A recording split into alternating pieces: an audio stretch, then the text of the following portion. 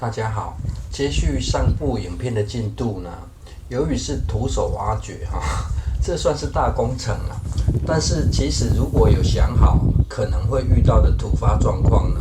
施作过程并不难啊。由于一旁就有蓄水池可以往下挖深的深度呢，就只挖到粘土区啊。继续往下挖的话呢，这铁网也没办法往下摆毕竟这铁网还得承担晒干杂草的功能啊。个人心得是，越多流程呢，越要急事缓办啊。慢慢做呢，隔日就可以知道会冒出多少水深了。至于挖掘的难度呢，真的是应验万事起头难要挖掘出凹槽呢，就施工难度而言呢，最难的就是打开土壤的破口啊。想要轻松一点的话呢，别像翻整菜床时一次挖掘太多土啊。毕竟这种土壤呢是在地底，会比较紧密有了破口之后呢，就改用一片一片的挖起会比较轻松之外呢，绵密的土壤就算要敲碎使用呢，也会更容易啊。这算是比较粗重的工作之外，也是逐梦的过程啊。所以心态很重要做起来就会有趣一些啦。不然烧杂草的方式呢，用打洞的铁桶来烧会更快不少啊。而这块铁网的最大好处是，曝晒杂草时呢，底下是通风的啦，可以比较省时另外呢，这一槽比较小啊，实际大约只挖了10分钟左右就完成了。本来规划是在土里挖洞再将砖头卡进去了，但由于地底已经开始出水砖头就没再往土里埋而修正改成先摆好定位之后呢，再补上土壤卡住拉高凹槽的深度修正后的差别只是一旁的挡火墙得跟着拉高而已接下来要进行调整砖头高度让砖头可以自然稳定支撑网子高度不足的位置呢，就可以在砖头下再进行补土。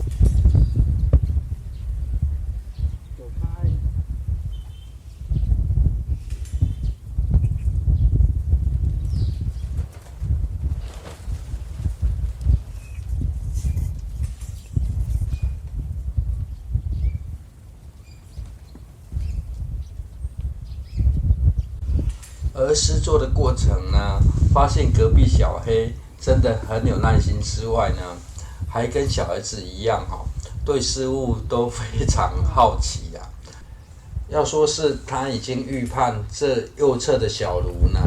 是日后要拿来娱乐、烤东西吃的用途那也就太强了。在一旁仔细观看细节的过程呢，真的可以算是非常严谨的监工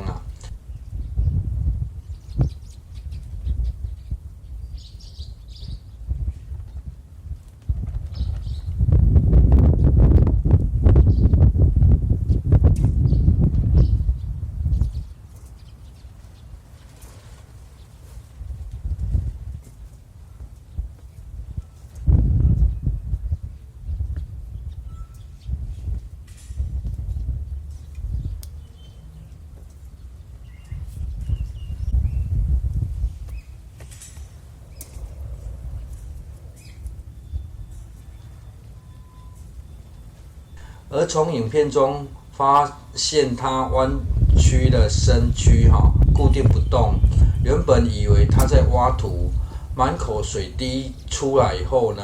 才想到他在喝水这一旁有个虹吸蓄水池过几天再实际将完整的做法与用途呢详述一遍因为最近又有了改进的新想法另外不希望铁网下方呢只靠砖头进行支撑于是又把铁网往外拉一点，先补上土壤卡住固定砖头外呢，也在砖头上方补上一层土并让一旁的土壤高度略高于砖头来增加一点缓冲力接续再将网子推回，开始回填土壤，施作防火墙啊。侧边埋进土里的另外一个用途呢，则是安全机制哈，避免有小孩子进出活动时呢，发生被侧边不平整的粗铁丝刮伤的意外啊。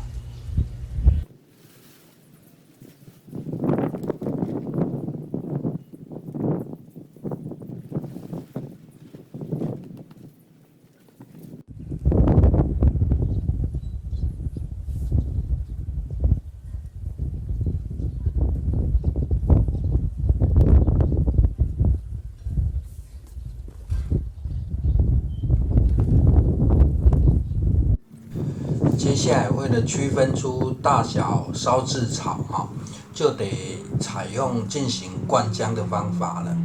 而修正大小草的目的呢，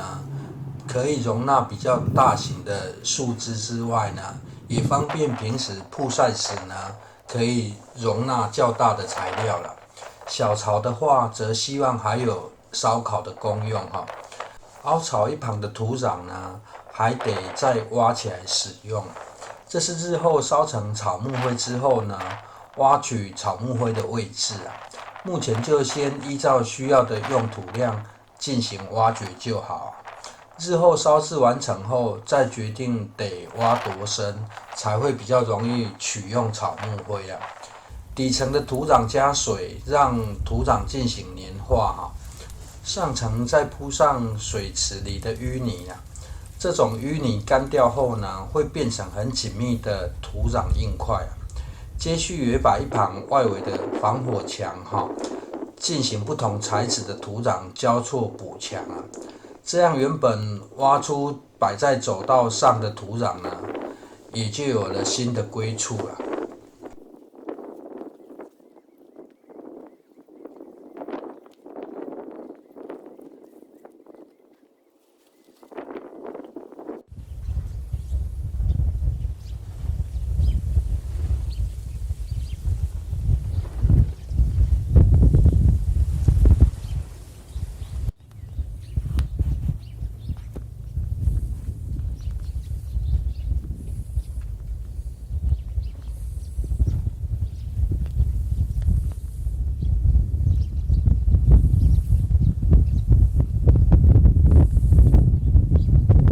等待土壤干化的过程，就可以开始试晒杂草了啦。之后就会慢慢发现为何要花这么多的时间搞这些东西了。这样做离艺术感是很远但个人感觉精致化了不少而另一侧多了一组有防火墙的菜床之外呢，一旁原本只能种植匍匐地面作物的菜床之前是种做薄荷机专用的红骨薄荷日后这菜床又多了弹性可以返回斜式棚架的功能了。影片看到目前为止呢，离题这件事才正要开始这也是将工序插入设施的插曲啦。有时候喜欢穿插一些想法，顺道谈做法的原因是因为大家农作环境差很多啦。如果刚好有个可以拿去应用的地方呢，感觉才是最大的贡献就像现在南部缺水的时间难保中部也会跟上挖出这些淤泥的过程呢，感觉很麻烦但是水库通常也是趁干旱的时间才方便进行清淤啦。换个角度思考呢，挖出一桶的淤泥呢，就可以增加一桶的蓄水量了。这杂草抑制席覆盖斜坡时呢，只需要固定上方，下方则要让抑制席服贴壁面减少崩落的机会啦。修整完毕后呢，不但进行了加宽，也加深了啦，就可以启动虹吸进水了眼前这是自动进水的速度了。隔日一来呢，看到小黑全身都湿了才想到前一天离开前呢，忘记关水啦。以前小黑泡水时呢，背部还会是干的不知道他跳下去呢，有没有突然吓一跳。湿成这样，应该是直接灭顶的感觉吧。忘记关水的下场，水位暴涨这样从另一侧看呢，会更明显走道已经变成漫淹的方式了。以前想偷懒呢，直接用漫淹的浇水方式，导致走道很容易长草唯一庆幸的是，走道目前已经全部除完草之外呢，也都陆续覆盖上杂草抑制席了。由于影片很难切割施作过程只能继续待续了。谢谢收看。